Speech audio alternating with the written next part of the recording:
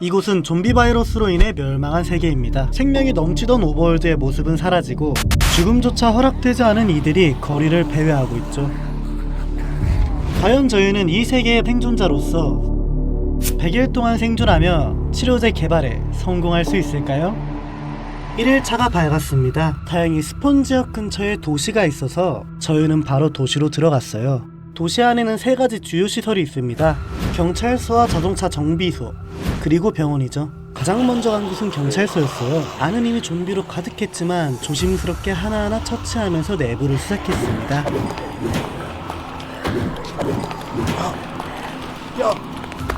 야, 잠깐만, 좀비가 너무 많이 나오는데? 경찰서에서 우리는 총기와 탄약, 그리고 약간의 방어구를 획득했죠. 이걸로 이제 좀비와 어느 정도 맞설 수 있는 준비가 된 것 같네요. 그렇게 계속 근처 건물들을 파밍하다 보니 어느덧 밤이 찾아왔습니다. 밤이 오면서 온도도 급격히 떨어지더라고요. 이 세계엔 온도 시스템도 있어서 추위를 견디지 못하면 체력이 깎이기 시작합니다. 그래서 근처에서 나무를 모아 모닥불을 만들어 1일차의 밤을 버텼습니다. 갈증과 부위별 데미지뿐만 아니라 온도까지 신경 쓸 것이 너무 많은 이 세계에서 치료제를 만들 생각을 하니 눈앞이 깜깜하네요. 2일차가 밝았습니다. 하지만 이 마을엔 더 이상 유용한 시설이 없어 저희는 이른 아침 이동을 결정했어요. 가는 길에 주택가를 하나씩 털면서 음식과 물을 파밍했습니다. 저희는 알고 있었죠. 15일마다 몰려오는 좀비 웨이브를 대비하려면 계속해서 움직여야 한다는 걸요. 그런데 갑자기 마치 부산행을 연상케 하는 엄청난 수의 좀비떼가 몰려왔습니다. 그리고 이번엔 단순한 좀비가 아니었어요. 이제부터는 돌연변이체도 스폰되기 시작한 거죠. 앞이 안 보여. 간신히 위기를 넘기고 어두워지기 전에 근처 주택가로 피신했습니다. 본지점을? 오케이. 저희 슬슬 합시다. 슬슬 해야 돼요. 뭘 해야 된다고요? 아 예? 우리 그런 건 좀... 하룻밤 자고 일어날까요? 밤인데? 아, 자다니요, 스프님. 우리 그런 건 좀... 당신 날 그러려고 그런 거였어? 누워! 소리가! 누워! 힐백! 등짝해보자! 누울 수밖에 없는 몸이라니. 근처에 몬스터가 있대요. 오마이갓. 에이 베이비, 방해꾼을 다 처리하고 뜨거운 밤을 보낼 수 있도록 하자. 어딨어 우리의 허리문을 방해하는 가장 무도한 몬스터 세력은 어디야? 그렇게 주변에 방해꾼을 처리해 이제 본 게임을 시작하려는데 그 순간 체력 200의 중간 보스 좀비가 등장했습니다. 지금 우리의 전투력으로는 상대가 안 되는 존재였지만 근데 좀 치사하게 좀 잡아보죠. 야 너가 뭘 할 수 있는데? 야 너가 뭘 할 수 있지 그래서? 그렇게 인간과 좀비의 지능 차이를 이용해서 중간 보스를 쓰러뜨릴 수 있었어요. 고고고! 오고! 그 보상으로는 고탄성 강철 합금과 고저항성 직무를 획득했고 이걸로 고급 총기와 갑옷 제작이 가능해졌습니다. 그렇게 3일차가 밝았습니다. 저희는 새로운 도시를 찾자마자 경찰서로 직행했습니다. 이 경찰서 지하엔 비밀금고가 있었고 그 안에서 소중한 철블럭을 얻을 수 있었습니다. 하지만 안타깝게도 이 도시는 병원도 자동차 정비소도 없었습니다. 그래서 다시 이동을 해야 했죠. 4일차부터 8일차까지는 거의 생존과 이동의 연속이었습니다. 도시가 근처에 없었기 때문에 저희가 파밍한 자원들도 이 기간 때 거의 소진을 해버렸죠. 조금씩 좀비 웨이브의 기운이 다가오고 있었습니다. 이동 중엔 끊임없이 좀비가 나타났고 저희는 계속 뛰고 싸우고 또 뛰었죠. 하지만 이때 사고가 터졌습니다. 총알이 많이 없어 근거리 무기로 공격하던 중에 좀비한테 감염이 돼버린 거죠. 좀비 바이러스가 제 몸을 장악하기 전까지 병원을 찾지 못하면 저도 끔찍한 좀비의 모습으로 변하게 될 거예요.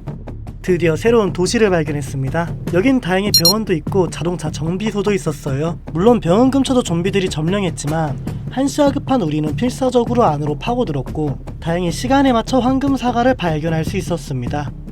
이 세계에서 황금사과는 그냥 힐템이 아닙니다. 좀비에게 맞으면 일정 확률로 감염이 되는데 뭐야? 이 감염을 치료할 수 있는 유일한 방법이 바로 이 황금사과입니다. 그야말로 필수템이죠. 11차가 밝았습니다. 좀비 웨이브까지 5일밖에 남지 않았기 때문에 빠르게 정비소를 털고 아지트를 지어야 했어요. 자동차 정비소에는 특수광물과 산업 도구들을 얻어줬어요.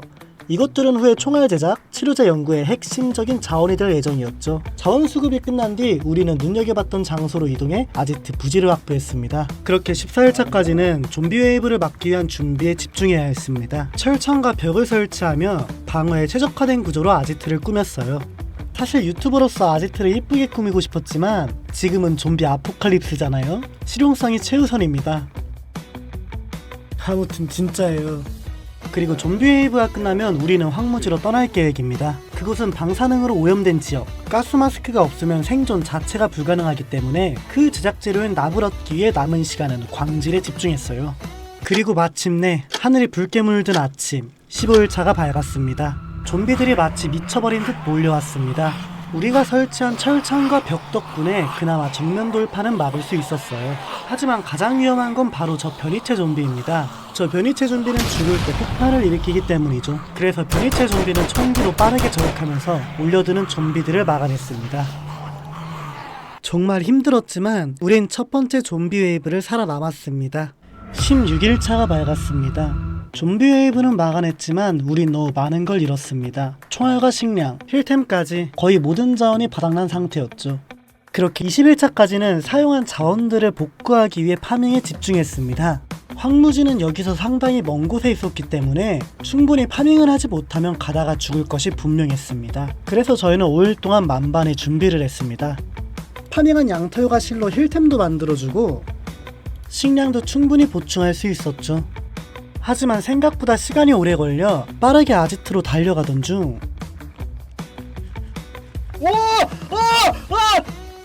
킬! 이 친구는 안 돼요 이거. 중간 보스 나왔다. 중간 보스. 저번에 운 좋게 잡을 수 있었던 중간 보스가 나왔습니다. 심지어 한 마리가 아니었어요. 하지만 전과 달리 여기는 저희 몸을 지켜줄 집이 없습니다. 그렇다고 고급 재료를 얻을 수 있는 기회를 포기할 수도 없는 상황. 여기 잠깐만. 이쪽 일로 빨리 들어와.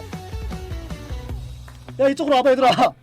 우리는 전략적 기지를 발휘해 중간 보스를 잡을 수 있었어요. 이걸로 저희는 고급 총기를 만들 수 있게 되었습니다. 23일차까지는 본격적으로 황무지로 가기 위한 준비에 돌입했습니다. 정들었던 아지트를 뒤로하고 납을 구하러 동굴을 찾아 떠났어요. 그렇게 납을 구해 드디어 가스 마스크를 제작했고 황무지 입성을 위한 조건을 갖추게 됐습니다.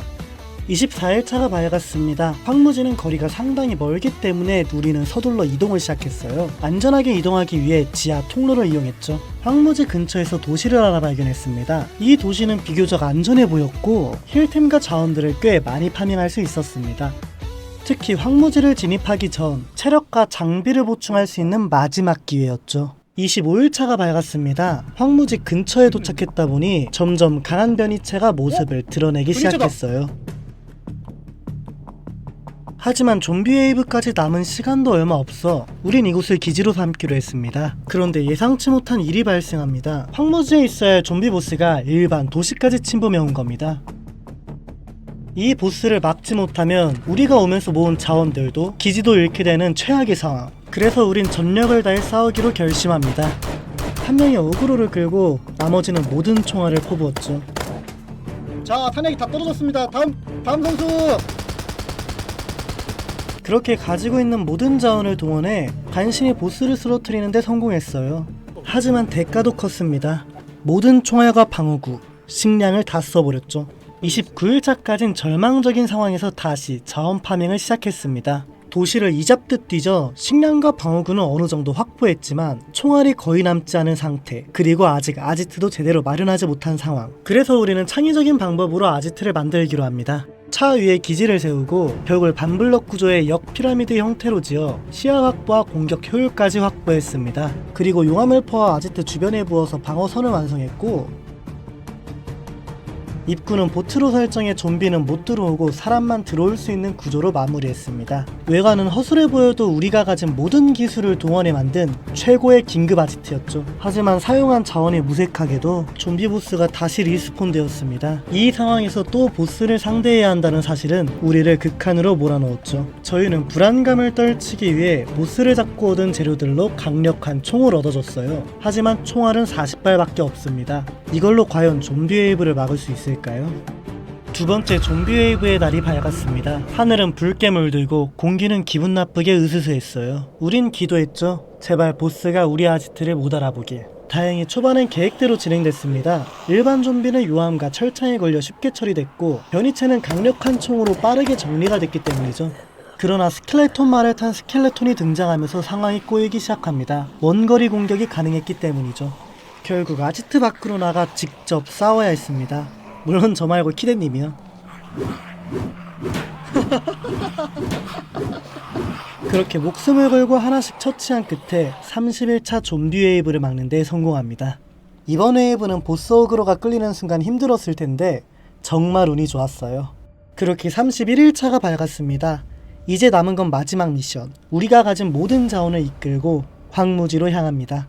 황무지에는 좀비의 DNA와 치료제 개발 핵심 재료 X 요인이 있는 연구소와 총알을 생산할 수 있는 공장이 존재합니다. 그렇게 저희는 가스 마스크를 착용하고 조심스럽게 입성했죠. 하지만 황무지의 좀비는 차원이 달랐습니다. 기존 좀비보다 4배 강한 개체들이 출몰했고 황무지를 얕보던 저희들은 하나 둘씩 쓰러지기 시작했습니다. 심지어 버그로 생성된 황무지 보스가 입구 쪽에서 우리를 기다리고 있었습니다. 앞에는 강한 변이체들, 뒤에는 모든 좀비를 조종하는 황무지 보스. 결국 모두가 쓰러지며 이 100일 생존기는 31일차에 실패로 끝나게 되었습니다. 이 세계는 생각보다 훨씬 더 잔혹했고 준비가 아무리 완벽해도 예측 불가능한 일이 일어나곤 했습니다. 결국 우리는 31일차의 끝을 맞이했지만 우리가 해왔던 생존의 흔적은 이 세상 어딘가에 남아있겠죠. 지금 이 순간에도 누군가는 이 좀비 세계에서 살아남기 위해 싸우고 있을 겁니다. 그리고 언젠간 다시 이 지옥 같은 세계에 도전할 날이 오겠죠. 우리는 분명 최선을 다했습니다.